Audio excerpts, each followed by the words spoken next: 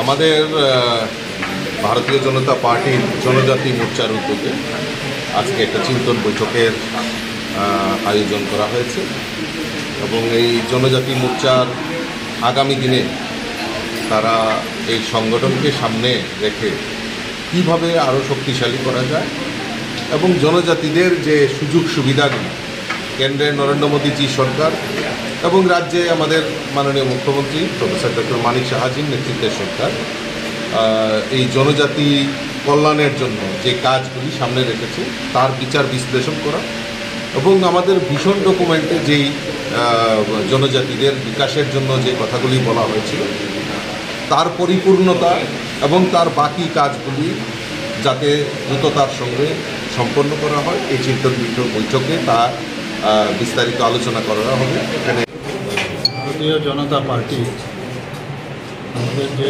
জনজাতি নেতৃবৃন্দরা আছে তাদেরকে নিয়ে আমরা সময় সময় আমরা চিন্তন বৈঠক করি। চিন্তন বৈঠকের আসল উদ্দেশ্য হচ্ছে যে নিজেদের যে আত্মসমালোচনা এবং আগামী দিনে সেটাকে আত্মসমালোচনার মাধ্যমে নিজেকে কোন দিশায় আগামী দিন চলা উচিত সেই বিষয়ে চিন্তাধারা করা এবং ভারতীয় জনতা পার্টিকে শক্তিশালী করা।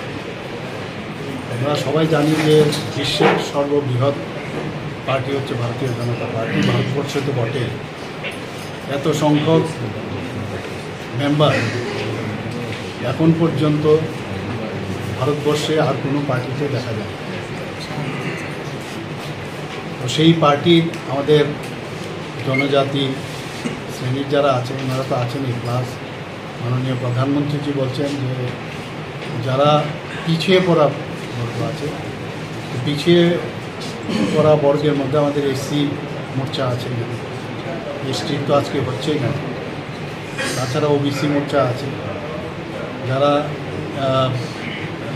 কৃষক যারা আছে কৃষকদের নিয়ে আমাদের মোর্চা আছে, এরকম বিভিন্ন মোর্চা আপনারা সবাই জানেন, মহিলা মোর্চা আছে, যুব মোর্চা আছে।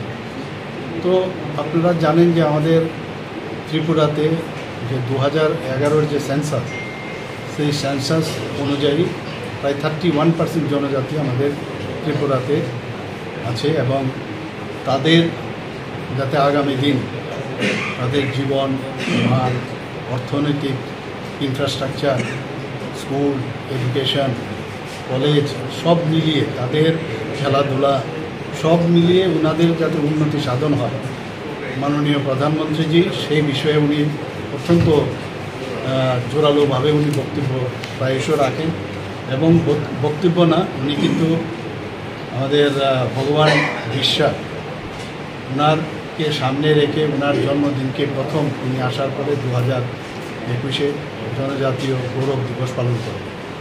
আমরাও এখানে ত্রিপুরা সরকার এবং আমাদের পার্টি সবাই মিলে আমাদের যাতে জনজাতি যারা আছেন গোষ্ঠী আছে, আমাদের 19টা গোষ্ঠী আগে ছিল, এখানে আরেকটা গোষ্ঠী এখন যোগ হয়েছে ডার্লং কমিউনিটি, তাছাড়া আরও অনেকগুলো আমাদের রেমিফিকেশন জনজাতি গোষ্ঠী আছে।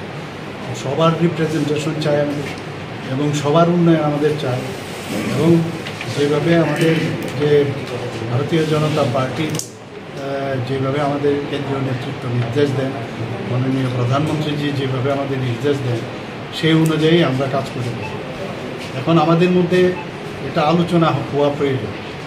আজকের এই বৈঠকে আমাদের আলোচনা হবে আমাদের মাননীয় প্রধানমন্ত্রী নরেন্দ্র মোদীজি জনজাতিদের জন্য কী করেছেন, পাশাপাশি দেশের জন্য কী করেছে, আবার আমাদের রাজ্য সরকার আমরা কি কি করেছি সেই বিষয়ে এখানে আলোচনা হবে এবং তাতে করে এই যে চিন্তন বিষয় বিভিন্ন বিষয় আলোচনা হবে। তো এই সমস্ত বিষয় এখানে আজকে আলোচনার জন্য এই চিন্তন বৈঠক। আমাদের সাথে অলরেডি আইপিএফটি আমাদের সাথে আছে, অলরেডি অ্যালায়েন্স পার্টনার মধ্যেও আমাদের সাথে আছে, ওনারাও কিন্তু জনজাতি গোষ্ঠী সম্প্রদায়েরই একটা পার্টি। তো সেই জায়গার মূলত তো সেই জায়গায় এইসব টোটাল বিষয়ে আজকে এখানে আলোচনার জন্য চিন্তন বৈঠকের আয়োজন করা হয়েছে।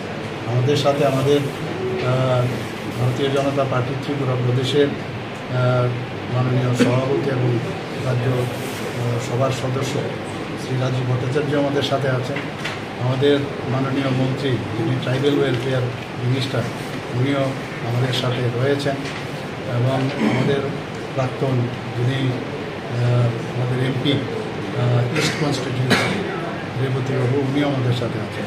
আর তাছাড়াও যারা এমএলএরা আছেন আমাদের ট্রাইবেল নেতাদের মধ্যে যারা আছেন, এবং যারা এমডিসির যারা আছেন তারাও আছেন, এবং যারা নেতৃস্থানীয় ভারতীয় জনতা পার্টির নেতৃস্থানীয় সবাই এখানে উপস্থিত আছেন। সবাই মিলে আজকে আলোচনা হবে।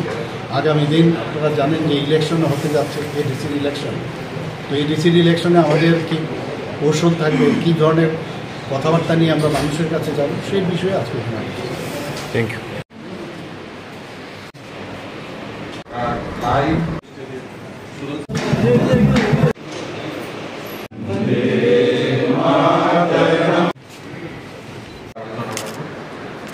ডেলিগেট